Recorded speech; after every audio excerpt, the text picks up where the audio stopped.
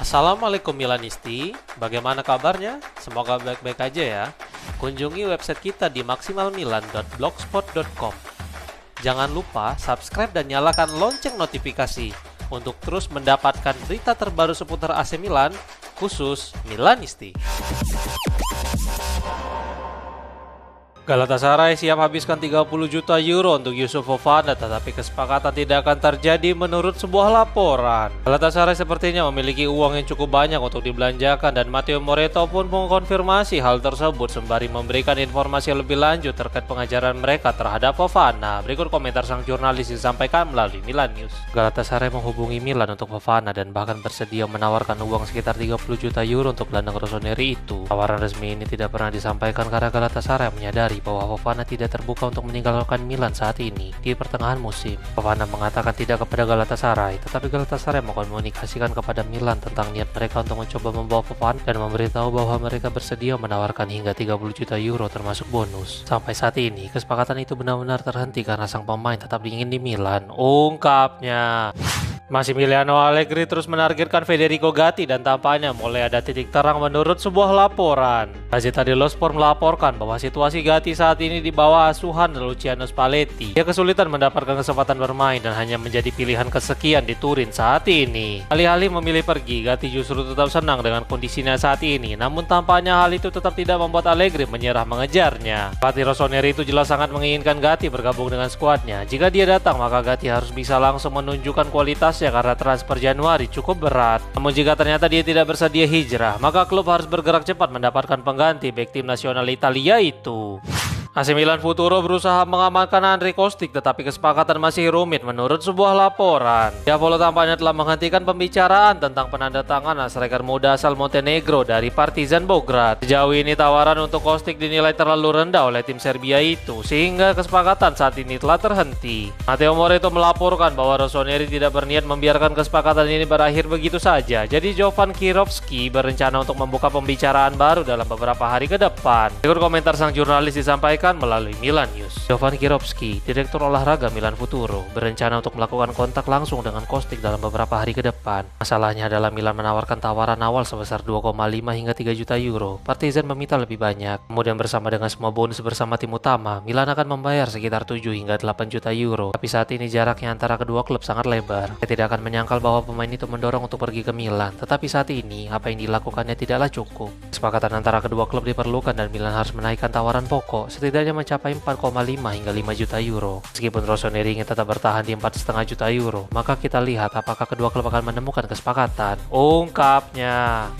Lecce tidak tertarik untuk mengakhiri masa pinjaman Francesco Camarda lebih awal menurut sebuah laporan. Sudah hijrah ke Lecce musim panas kemarin dengan kesepakatan pinjaman serta opsi untuk pembelian.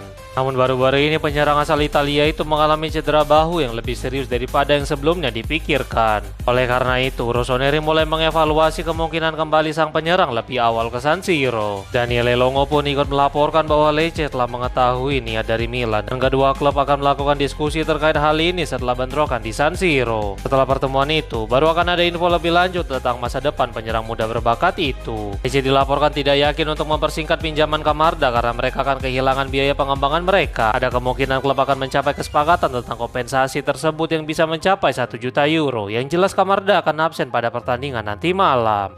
Niklas Füllkrug kehilangan jam tangan dan perhiasan yang bernilai sekitar 500.000 euro saat berlatih menurut sebuah laporan. La Repubblica melaporkan bahwa Füllkrug saat ini menginap di hotel mewah sejak bergabung ke Milan dengan status pinjaman dari West Ham United. Ini bukanlah hal yang baru karena Milan memang beberapa kali menempatkan pemain baru mereka yang dari luar negeri untuk tinggal di tempat yang nyaman demi membantu sang pemain beradaptasi. Pada hari Rabu kemarin, Füllkrug meninggalkan hotel untuk melakukan perjalanan ke tempat latihan Milan di Milanello. Namun setelah kembali ke kamar hotelnya, dia menemukan bahwa kamar itu telah dibobol oleh pencuri. Berangkas miliknya juga dibuka paksa. Sang pencuri pun berhasil menggasak jam tangan dan perhiasan yang bernilai sekitar 500.000 euro. Laporan tersebut melanjutkan bahwa Füllkrug tidak memiliki asuransi untuk barang-barang tersebut, meskipun jelas dia akan menuntut pertanggungjawaban dari pihak hotel. Pihak kepolisian sedang menyelidiki masalah ini dan Füllkrug juga telah mengkonfirmasi semua barang yang diambil di ruangan tersebut. Mengingat ini adalah hotel yang dipilih oleh Milan dengan hati-hati, jelas kejadian ini akan sangat merusak hubungan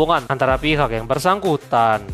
Luka Zoferli telah ditunjuk untuk bertanggung jawab memimpin pertandingan AC Milan melawan Lecce nanti malam. Wasit Zoferli yang berusia 35 tahun akan menjadi wasit kepala untuk pertandingan di San Siro nanti malam. Dia bukan wasit yang paling berpengalaman di Serie A, tetapi sejauh ini dia mampu menampilkan kinerja mengesankan sejauh ini sebagai pengadil lapangan. Wasit telah memimpin total 3 penampilan yang melibatkan Milan dan rekornya sejauh ini seimbang dengan 1 kemenangan, 1 hasil imbang dan 1 kekalahan untuk Diavolo. Musim lalu dia juga memimpin pertandingan Milan melawan Lecce dengan kemenangan 3-0 untuk Rossoneri. Pertandingan kedua adalah saat melawan Pisa awal musim ini yang berakhir dengan skor 2-2 setelah Zakaria Tekame menciptakan gol jelang peluit panjang. Namun pada pertandingan tersebut, Matteo Moretto menyoroti insiden yang melibatkan Matteo Gabbia yang harusnya dilakukan pengecekan VAR. Kemudian pertandingan ketiga adalah saat Milan harus menelan kekalahan dari Napoli di Supercoppa Italiana. Hal ini tidak lepas dari Milan yang tidak mampu bermain seperti biasanya dan cenderung performa para pemain menurun.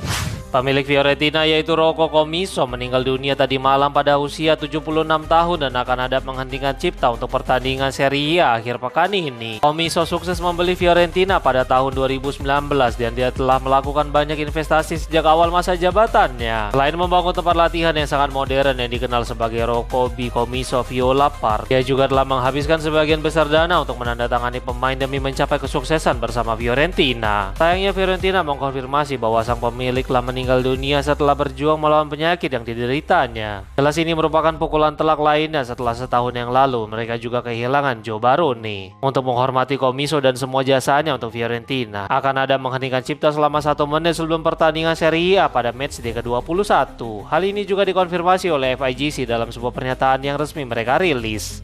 Massimiliano Allegri serang balik tentang komentar yang tidak sopan yang mengatakan Milan hanya beruntung. Allegri berbicara dalam konferensi pers jelang pertandingan Milan Lecce dan dia ditanya tentang pendapatnya tentang komentar yang mengatakan Milan hanya beruntung sejauh ini. Berikut komentarnya yang disampaikan melalui Milan News. Keberuntungan adalah bagian dari kehidupan. Semakin kita mencarinya, semakin baik. Saya pikir itu tidak menghormati semua orang yang bekerja di Milan. Dengan siapa kami mencapai beberapa hasil yang luar biasa. Kita tidak boleh melupakan tujuan akhir. Mengetahui bahwa kita harus bekerja keras dan memiliki kerendahan hati untuk bekerja dalam batas kita sendiri. Fabregas adalah pelatih muda, tetapi dia telah mencapai banyak hal. Membawa Como ke posisi tinggi, dia akan memiliki karir yang sangat bagus dan sulit untuk berbicara tentang pertandingan dengan kalimat bagaimana jika. Mereka bermain sangat baik, tetapi kami bermain lebih baik di babak kedua, ungkapnya.